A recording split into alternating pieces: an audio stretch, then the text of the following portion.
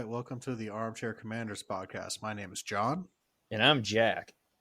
and this week we are covering the 2012 film Dredd for our discussion on the war on crime and whether or not it counts towards being a war film.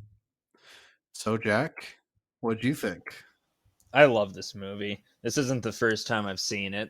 I first saw it way back in 2016, and this is the second time watching it for me.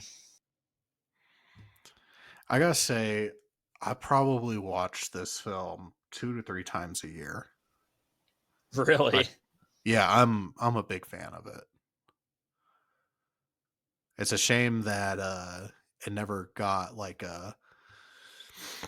uh like a sequel or anything, but I'm also fine with it being the standalone film that it is.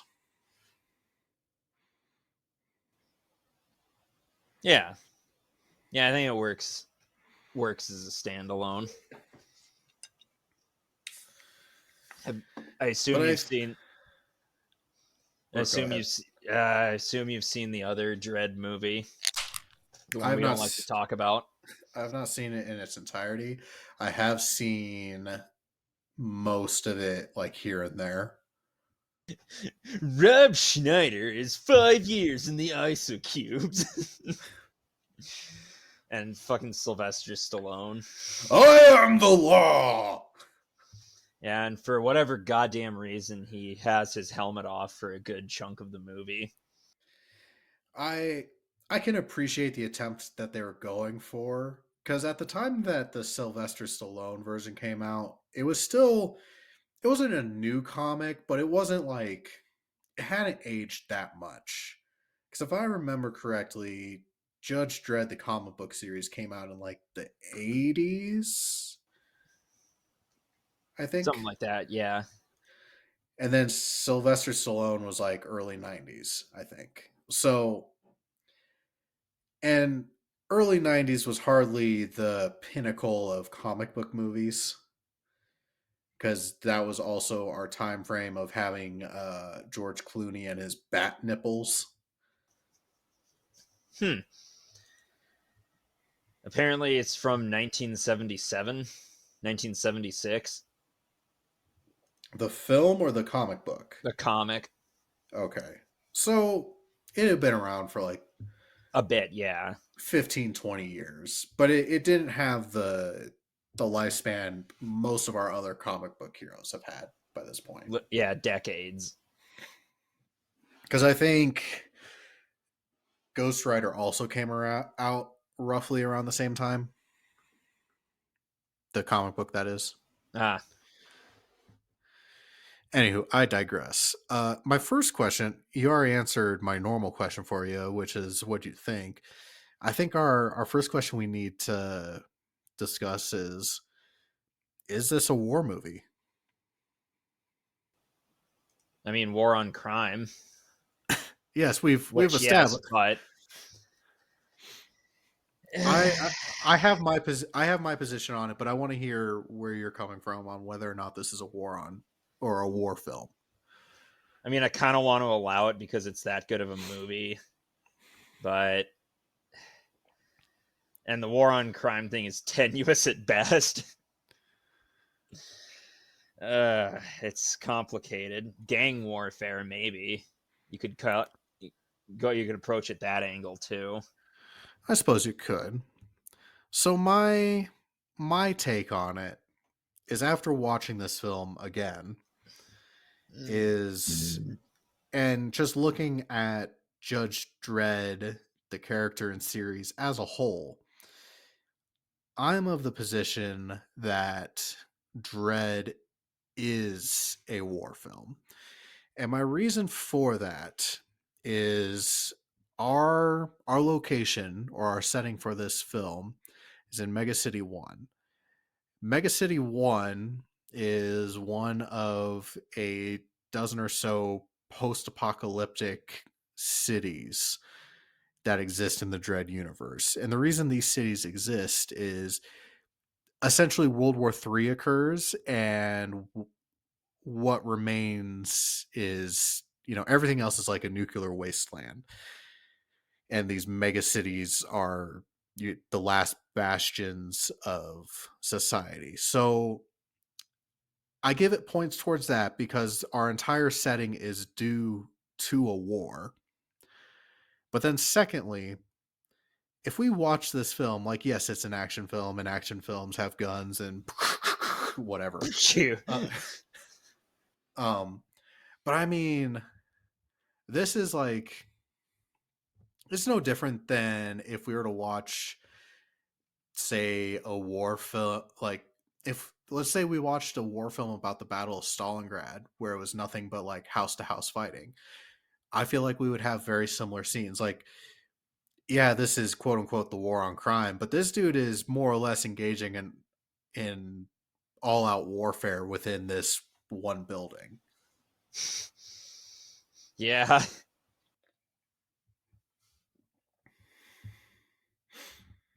Also, I just the the sheer absurdity of some of the things he deals with in this film, I just want to give him the props for it. Like, when our main villain Mama, which, great villain name by the way, like, Absolutely stellar.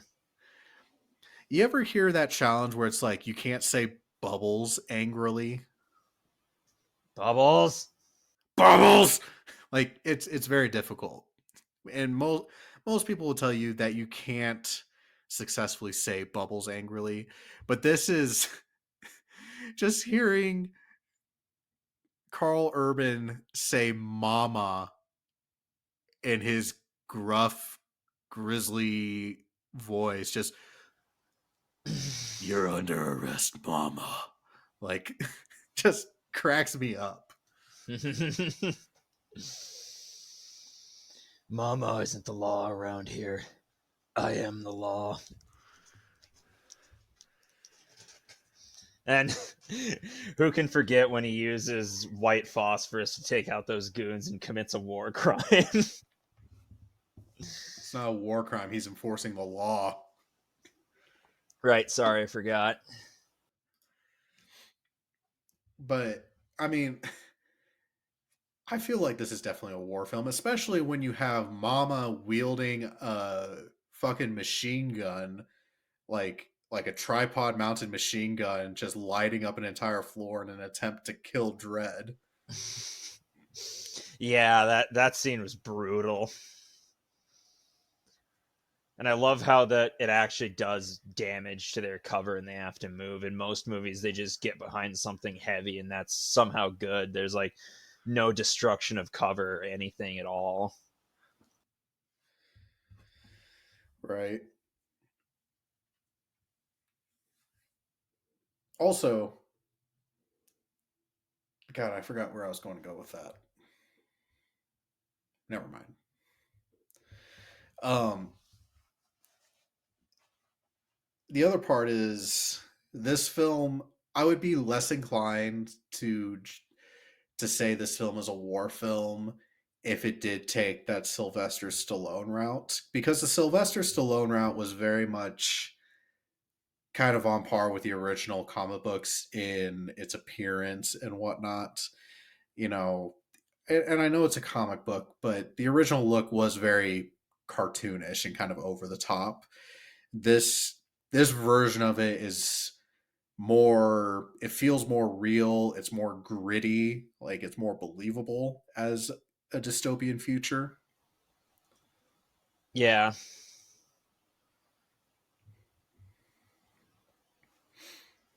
especially And the way that we treat our homeless in this future, like, A1. 3 weeks in the ISO cube. Oh no, don't give me housing and regular food. If you Yeah, get and back, you're going to the ISO cubes. Okay, gets crushed by a fucking door. don't be here when we get back. Whatever. Yeah. What are you going to do? What I'm curious about is, how is Judge Dredd not on like administrative leave after our first scene? Like, He gets into a car chase and kills like three fucking people. Gets into like a full blown shootout in a mall, and then just like the grand takeaway from it is we get the like Swiffer robot coming by and picking up all the dead bodies. Mall will be open in 30 minutes. It's like, oh, I this mean, happens every day, huh? this is like that's a Tuesday to him. I just And given the it amount made it made me think of those like robot floor cleaners that Walmart has. of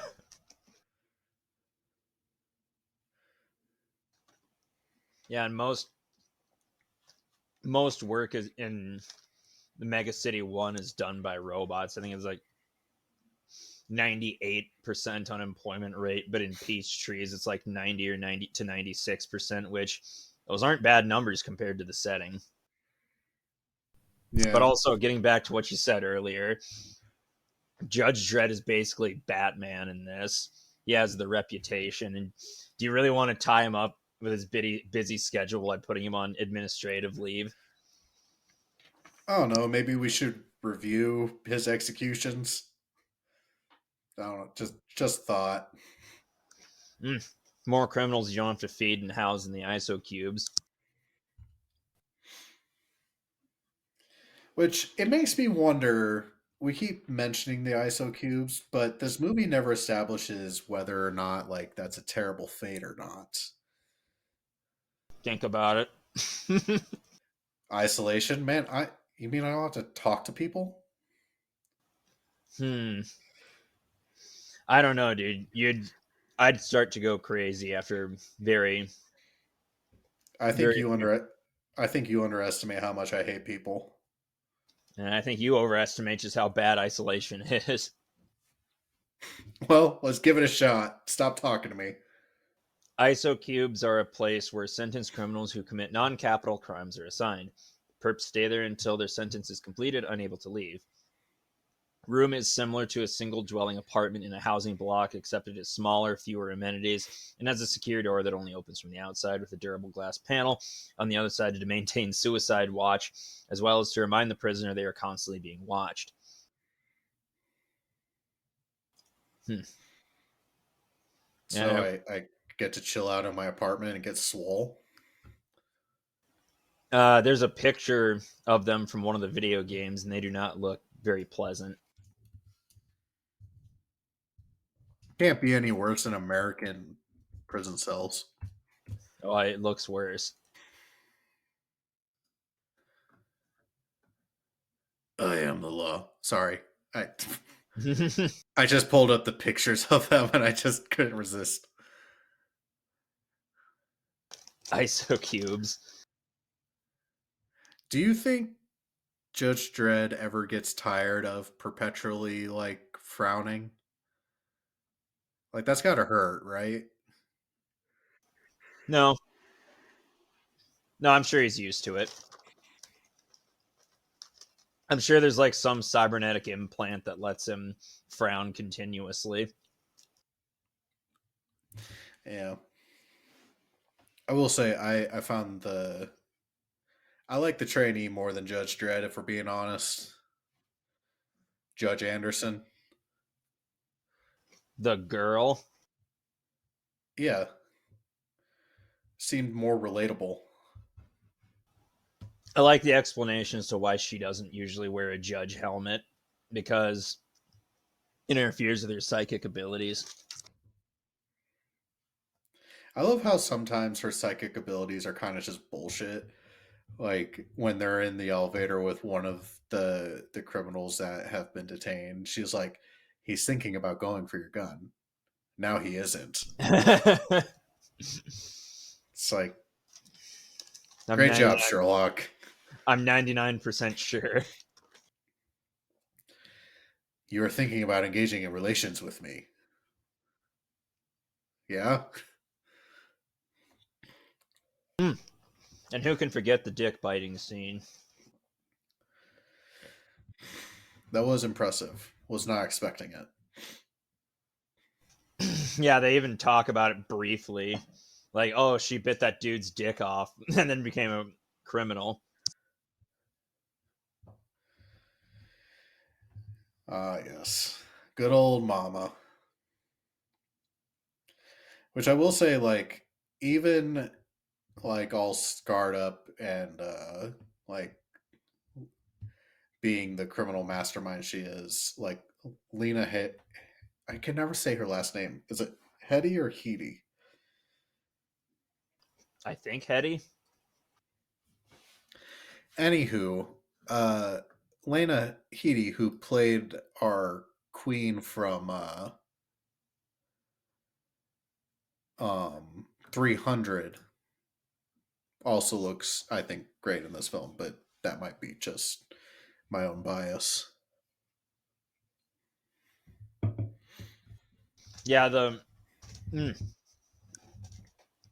thing I would question if I was Judge Dredd's senior officer was the fact he hit her with that drug before chucking her out the window. I don't think that's standard procedure, but I'm not going to be the guy that tells Judge Dredd no. You know, after the day he had, we can grant him a little bit of leniency on that. Yeah, for catharsis. I am curious. So, Mega City 1 seems like a real shithole, and just this particular universe seems like a shitty one to be living in. Why in God's name would you want a drug that slows time down? Because you're bored as shit, I guess. I The just, I'm reading the Wikipedia article on Mega City 1 and it outright says that the main problem in the city is boredom because again, 98% of the jobs are done by robots. I just, again, that just goes to the whole if your number one issue is boredom and you're going to take a drug that slows time down, isn't that only going to exacerbate it? Hey man, maybe the high is really really good that goes I don't along know. with it. I've never done drugs because drugs are bad, okay? And I've done tons of drugs cuz drugs are good. Shut up. What are the drugs you have done? Hmm. I've done acid once, but it was really shitty acid, so I didn't get that high. I've done cocaine. Cocaine is really fucking fun. But thank Christ I don't have regular access to it. Um, a shitload of pot. Don't really do that anymore because jobs though. Right. To our listeners, we're not advocating for the use of drugs. I am. Just okay. I'm kidding. Don't do drugs. Drugs are bad. Okay. At least don't do the hard drugs. Yeah. I mean, ecstasy and acid ain't that bad. Meth, no, that's the dangerous shit. Consequence free. I think I would try heroin, but heroin's scary, so I'm not going to try it. Yeah, that's not something you bounce back from. Yeah, no. That's not a like, Whereas like ooh, I'm just going to try this once. Like, no. I remember there's like this really in-depth redditor that posted like, "Oh, I'm just going to try heroin once." And over the next like 6 months to 3 years his life took a downward spiral and and if you start from the top and then read down, it's just a really fucking depressing read because he slowly lets it consume his life and his life just immediately goes to shit. However, there's a happy ending because he gets sober and now he's warning against other people doing the same. So somebody who did heroin had a bad experience. Color me shocked. Yeah, right. Well, I'll be fucked. Anyway, but yeah, back to the drug thing. Little bit of trivia I know about this movie. What's the song that plays whenever they hit slow mo? I don't know. It's Justin Bieber's Baby slowed down 800 times. Really? Yep. Makes this like really ethereal sounding music. Huh. Also, that video that you sent me that I still watched, or that when we first met, that video that you showed me, Queel Theory, that plays during that, and that's how I recognized it in the movie. I was like, wait a minute, where have I heard this before? Wait, it I'm like, holy does? shit. Yeah, at the part where he says, "Why are we speaking German?" it starts playing. Huh. And I was like, wait, where have I heard that before? And it took me a while to piece it together. I'm like, holy shit, that's from Judge Dredd. I was not paying that close attention. I'm going to have to rewatch this now. I didn't realize Kuel or Queel theory was in it. Let's make the Q a unit of measurement. A measure of abstractness. You scream only to have special sauce fly from your lips. The world is in sepia. You are a cheeseburger. You are displeased. My head tastes sideways. Ah. Uh, what I will say is, there. I think one of the reasons that this film did is as good as it is that um, writers that worked on this also worked on 28 Weeks Later, which is another great kind of gritty film. Obviously, it's a different genre, but when you have somebody who's already worked on and produced another great film, I think it really sets you up for success. Mm-hmm. And wait, who was the director of this movie? The director of this film is Pete Travis, which let me see what else he has under his belt. Literally nothing you would know. He worked Oh on yeah. Henry VIII miniseries. But yeah, he has a very, very limited uh, Odd. filmography. Pete, Yeah. if you're Wow. listening Yeah. to Has this, I think you did a great job, and I think you need to do another one. agreed. So, what was your favorite scene in this film? When he has that speech with the denizens of peach trees, where he's like, "Mama, magical isn't the law. I am the law." Oh yes, over the loudspeakers. Mm-hmm. Then he And proceed. then he ambushes them. Then he proceeds to annihilate an entire fucking floor of people. Yeah, with a what it can only be assumed is white phosphorus rounds. I was just waiting for the napalm round to come out. I mean, yeah, they have gas grenades too.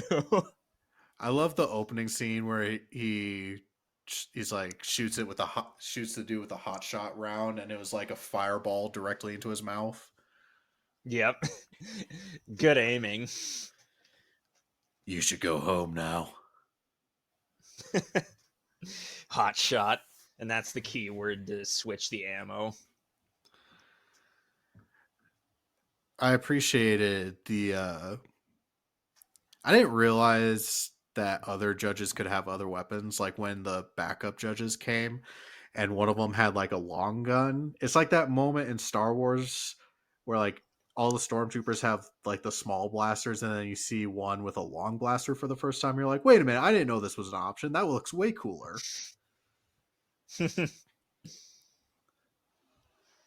Also, Yeah, that is pretty dope. what are the chances that there are four corrupt judges all working the same shift, and they're the ones who respond to Judge Dredd's call for help? Um, Maybe they pulled some strings to get on the same beat together. My guess. Yeah. It just seems like a weird like. I know it's a mega city, so there's got to be multiple judges working, but judges seem like a few and far between resources. It's actually like they say that in the film, where it's like a judge comes down here once every 3 months type deal. Yeah, very rarely. I'm just trying to imagine like after he has this day, like does he just go home and like take a quick shower, get a bite to eat, and then like gets ready to come back the next day? No, there's a comic that describes a judge's process. They like go to a certain room in the Hall of Justice and like hook up to some machine that refreshes them in like 30 minutes, and then it's time for the next shift. That's fucking terrible. Yeah, man. And remember, they only have the resources to respond to 6% of crimes, if even that. And that's assuming they're not tied up with some punk motherfucking kid smoking weed at the skate park. Some homeless dude sitting underneath a death trap. Yeah. Ugh. So yeah, their vigil essentially never ends. The city never sleeps. So yeah, presumably after this whole excursion, he had a debriefing, medical attention. If he was lucky, he got some time off, maybe a couple hours to a day, rested, and then he was right back out. Right. Probably didn't even get a pay raise, if anything. I don't even think they really get paid. Like if they're working basically 24/7, what's the point of money? And if they're provided for, I don't know, maybe buy the occasional hot dog while you're on patrol. And if they fuck up the order, send them to the ISO cubes or something for deliberately tampering with a judge's food. right? I'm just going through a list of quotes from this movie, and boy, oh boy. Like, what was your favorite quote? Let me see. Ah, yes. Here's a good one. Negotiations over. Sentence is death. Judge Dredge don't fuck around. Yeah, man. They're literally judge, jury, and executioner. And we talked about it earlier, but the sequel, really bummed about that. We could have gone to some delightfully weird places. And I feel like these two could have made a good team, well, with her psychic powers and him, his strength and skills. Right. Well, I do remember reading some of the comic books where like Judge Dredd goes to other mega cities, and it's like, yeah, Judge Dredd cross country tour. Like Beavis and Butthead take America. Still one of the best summer movies of all time. I just shot him. I am the great judge. I like Sensu to death and stuff. Ugh. Was, Hey, baby. It's like 6 months in the ISO cubes if you don't show me your honkers. that was really spot on. Thanks. Oh,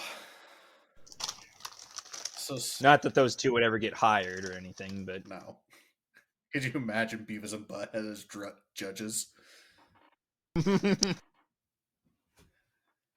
instant apocalypse. We're already in a post-apocalyptic world, so Re-apocalypse. I did you catch the like the little Harry Potter cameo we had in this? No. The head stoolie for Mama played Bill Weasley in Harry Potter. Oh, the clan techie. Yeah. Which also, oh my god, his backstory is fucking terrible. Like like every time his little story comes up, I flinch away because of how terrible it is. Just Literally, Mama scraping out his eyeballs and replacing them with cybernetic ones. Yeah. But we know who the real brains of the operation are. Mama wouldn't have gone anywhere without him. Oh yeah. And I was gonna say I'm glad she let him go at the end, Anderson. And Dredd was him and Han, but at the end of the day, it was like, you make a solid point. Now, he's not a priority right now. I loved how she went from timid to like A1 judge, like pretty fucking quickly in this film. Like she like Dredd gives her some shit because she's like, losing control of your weapon is failing offense. She's like, I forgot what she was. She's like, I failed the moment that I let so and so get away or something like that.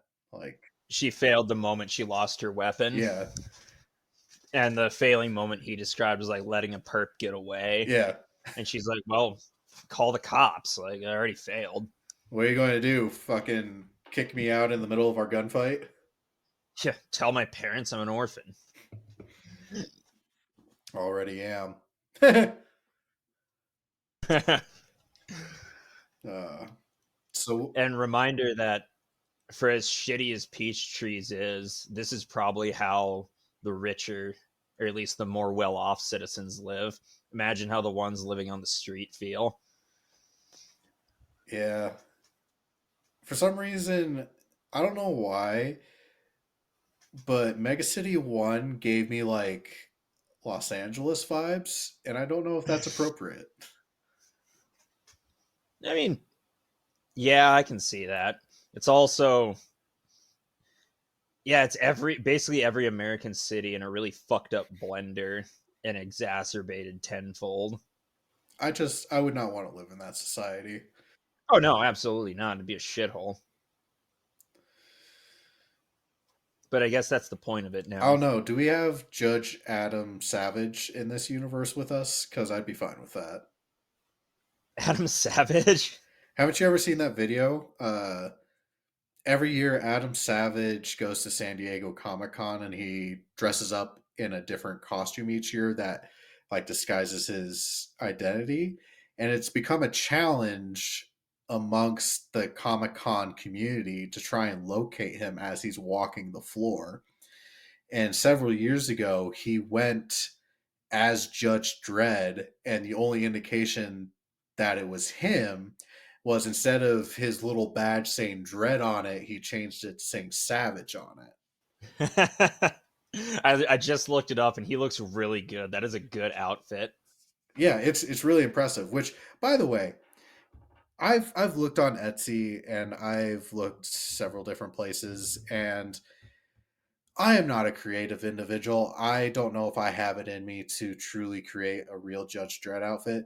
So if there's anybody in our listening base that knows where I can go to just outright purchase a realistic Judge Dredd costume, please send us a DM to one of our pages because I am willing to pay a good chunk of money for this to happen because I really want to be Judge Dredd one year for Halloween and or to go to a Comic Con myself dressed as him. So Which brings me to another thing I wanted to talk about: the costuming in this movie.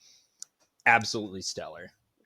oh yeah. Because, and I'm just going to come right out and say it, the original comic design is really campy. Like skin tight latex, those big ass shoulder pauldrons, one of which is a fucking eagle, and like those big gloves and big boots and then clunky helmet.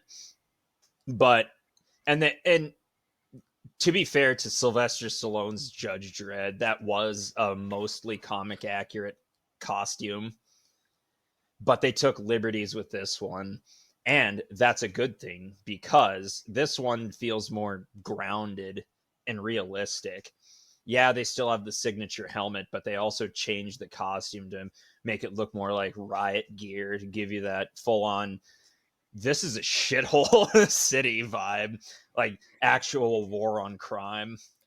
Yeah, he seems more like if you were to take an image of Judge Dredd and put it up against like a modern SWAT team operator or like a modern riot squad person, like they're close enough in appearance that you're like, okay, I can see this working.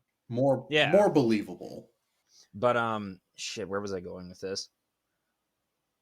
The weapons in this movie, specifically the lawmaker. Oof, I would kill to shoot that thing. That does seem like a ton of fun. Also, I'm curious, like I guess futuristic, but also I'm this is more out of a point of curiosity and not a like, oh, the gun has 1 billion bullets in it. I genuinely want to know like what the technology, because it does eventually run out. So Yeah, I want to know, where does it derive its ammunition storage, or how does that work? see, I have this theory, and that it has the materials within the gun, and it reassembles the bullet, or it reconfigures the bullet while it's in the chamber. When he says like hot shot, it like disassembles the bullet and reassembles them into a hot shot round, or like reassembles it into a high explosive round. I don't know. That's my theory. Let's hear yours, asshole. No, I think that's a very valid one, and it's something. No, no, no. Screw you. No, I'm I had kidding. nothing against it. If it's kind of in line with, did you ever watch the Pixar movie Big Hero 6? I did So a couple it's kind of times. like that. I forgot the name of that character, but the one who's really good at, Honey melon, yeah, the one that's very good at chemistry. She has like a little purse honey lemon. That's it. satchel backpack thing that she can just like type buttons on, and it creates these orbs of different chemical mixtures like on the spot. So I can dig that theory. I can too. And I choose to believe that he can like program the movements of that little grenade that he sends out, and it wasn't just doing that, or maybe he was controlling it through his helmet. I don't know. I wonder how tough those helmets are. Gotta be, right? Probably bulletproof. I would be very annoyed if I had to wear a big obnoxious helmet like that and it wasn't bulletproof. Yeah. Or else what use would it be, right? He kind of makes a joke about that, is that when Anderson was like, "Oh, the helmet interferes with my psychic ability, not as much as a bullet would," in his trademark stoic humor, which I'm glad they showed that side of him, where at least he has some sense of humor. If that's what you want to call it, I guess. Absolutely. All this film has made me want to do a lot of things, but one of the primary things is, did you know that there's a tabletop war game, which I want to say also adds to my argument that this is a war film, is the fact that there's a company called Warlord Games. The game they're most known for is called Bolt Action, which is uh World War II one, right? yeah, it's a World War II miniatures game. But they came out with a Judge Dredd variant of that game where it's Judge Dredd miniatures, and like you have the different gangs as factions, and you set up these like battlefields basically with Judge Dredd. And watching this film, I was like, man, I should really get myself a Judge Dredd set and do that up sometime. Except I think it's kind of expensive. Yeah, a lot of wargaming nowadays is expensive. Just look at the prices for Warhammer.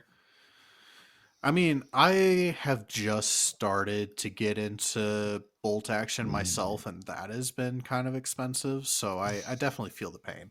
I have never gotten into Warhammer, the same reason I have never gotten into like Fallout or Skyrim. And I know that that's comparing apples to oranges, but the whole like lore and universe to it is so deep that I felt like if I did get into it, it would be like I would just lose myself. You know what I mean? Yeah. Versus like me doing bolt action, it's easier for me to justify that because I can be like, oh, I'm recreating a particular battle that I've read and studied versus like me reading 30 books about space marines. Yeah. So I don't know if that made sense, but it did to me. Yeah, I have some experience with war games. There's a war game. What the fuck was it called? Gaslands, where it's basically Mad Max vehicular combat and post apocalyptia. And we even had this thing where we modeled our armies after South Dakota towns, like the Pier Pirates, the Mitchell Mayhem, the I forget what city the big prison is in, but my buddy had an army themed after them, where it was a convict and a convict themed car and a police officer themed car, and he called it Law and Order. I think it was Crime and Punishment. That's it. Also, Dalton, if you're listening to this, we need to get together again and play that. Should tell him to come on here. Let him choose a movie. I'll float it by him, but I don't think he has much experience in war. Well, I guess neither do we, but still. That or get Steiner to come back. Choose something other than Star Trek. Hey, that was a good movie. Eh. Don't you me? What are you drinking tonight? I'm drinking a Guinness draft. Guinness. I love me some Guinness. Very nice. Classic. Solid choice. And you? So it's a local brewery to here in Denver. It's called Woods Boss Brewing Company. It's got this wonderful little label. I'll throw a picture of it up on our Instagram. But what I'm drinking is called a Foothills Fire Red Ale.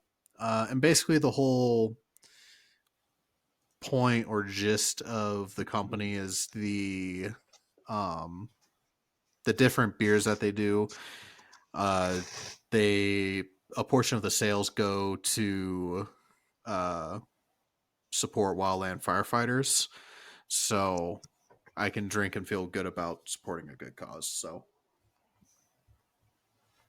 man, I wish I supported a good cause when I drink, but I usually get banned from places when I do that. think about all those single mothers you put through college.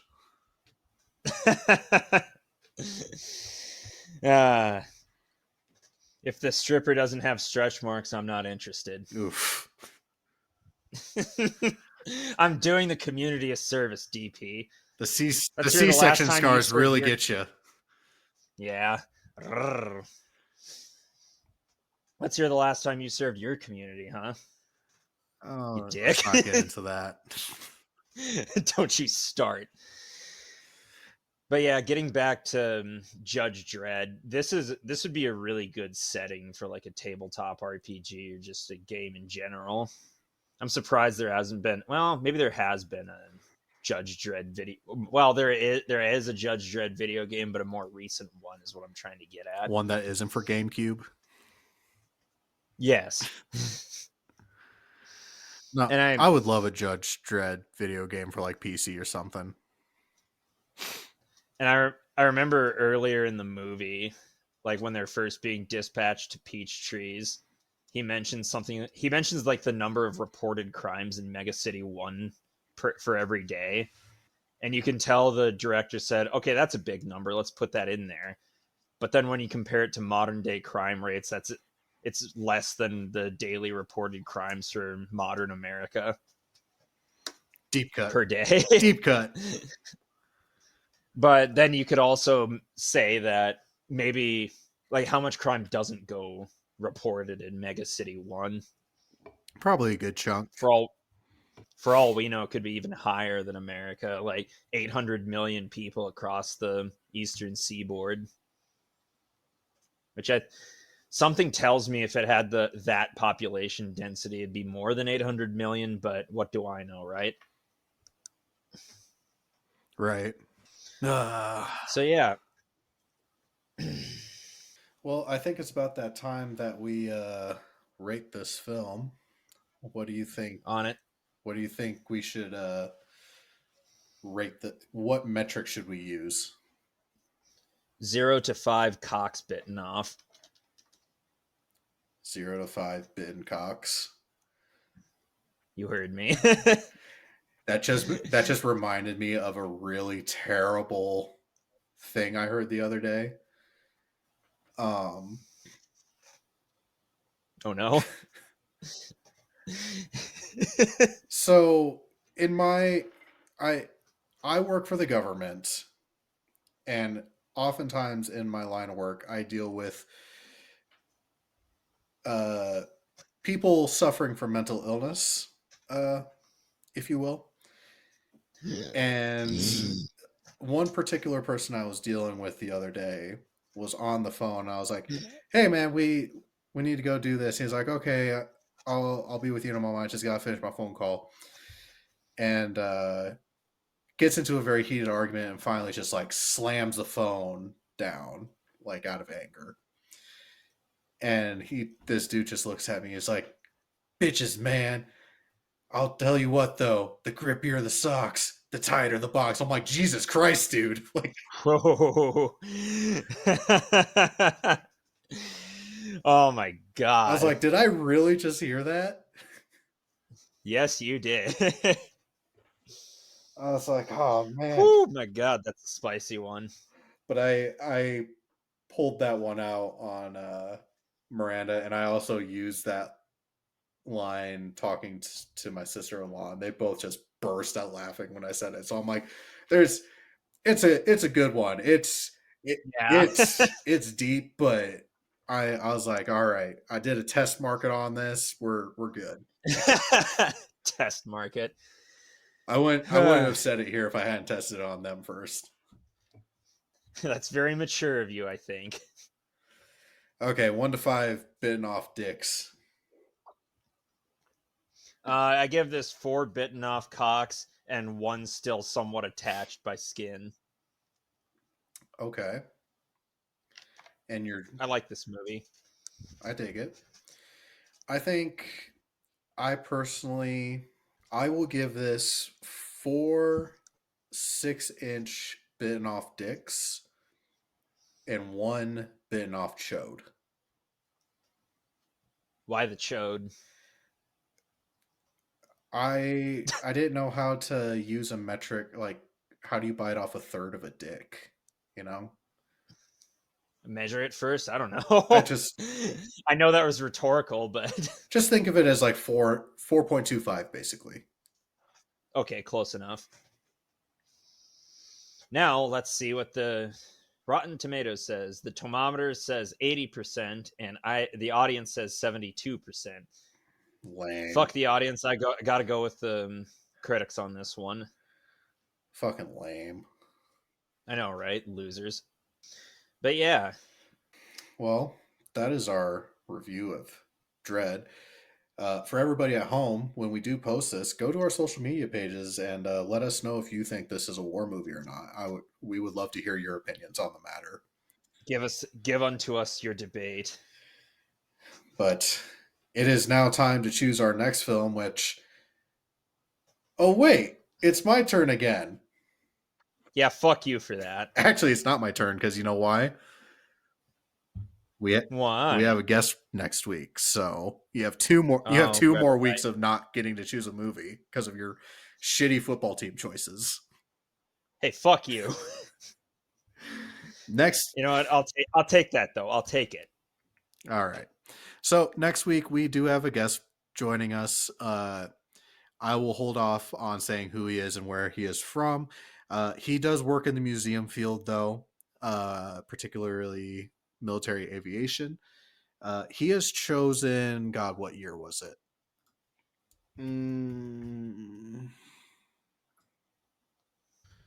He chose the 2019 film Midway, starring a whole bunch of people, but I'm actually looking forward to it just because one, Midway is a very interesting story, and two, if I remember correctly, this movie isn't that great, so I can't wait to discuss the historical things that I love, and I can't wait to discuss the shitty filmmaking. So, I tried watching that movie. I really tried.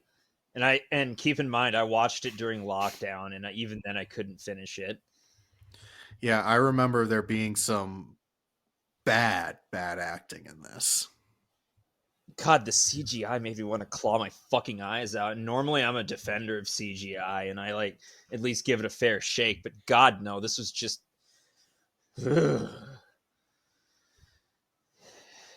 Anyway, so yeah, looking forward to that. Thanks, asshole. Thanks, Navy football, for screwing me. After we review Midway next week, I'll tell you what the final film choice for me will be, and then we'll return to you getting a turn. You hate me, don't you? I I don't know. I tried doing you a favor with Light Horseman. I'm sorry that it turned out to be a bad film, but Oh, gee, thanks. You didn't even have the courtesy to give me a reach around for that one, dick. no, I no, I didn't. Um, And thus it comes out. I'm flip flopping. Maybe I'll put it up as a poll on Instagram. I've been flip flopping between We Were Soldiers and Enemy at the Gates. Okay, I've seen one of those. They're both, at least We Were Soldiers was a really good film. I personally really like Enemy at the Gates, but I know the issues some people have with them.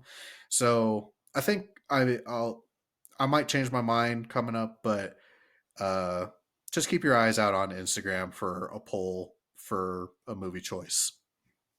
All right. Do you have anything else? Well, I can vote in that, right? Yeah. Awesome, cool. That's all I wanted to ask. Anything else on your part? No, I'm good. All right. Well, if you enjoyed the show, please leave a review. The stars do matter. If you want additional content from us, you can go to Facebook or Instagram and find us at the Armchair Commanders Podcast. We are also on Discord. We also have a YouTube channel called the History Apprentice Channel. It's my own personal YouTube channel where you can also find additional stuff done by me. Um, if you know anybody who's in search of a podcast, please share the show with them. We'd love to have additional viewers. If you have any recommendations for films, please feel free to reach out and send us a message. If you know anybody who would be a good addition for our show to chat about films, also send them our way. Until next week, I've been John. And I'm Jack. And we will catch you later. Bye.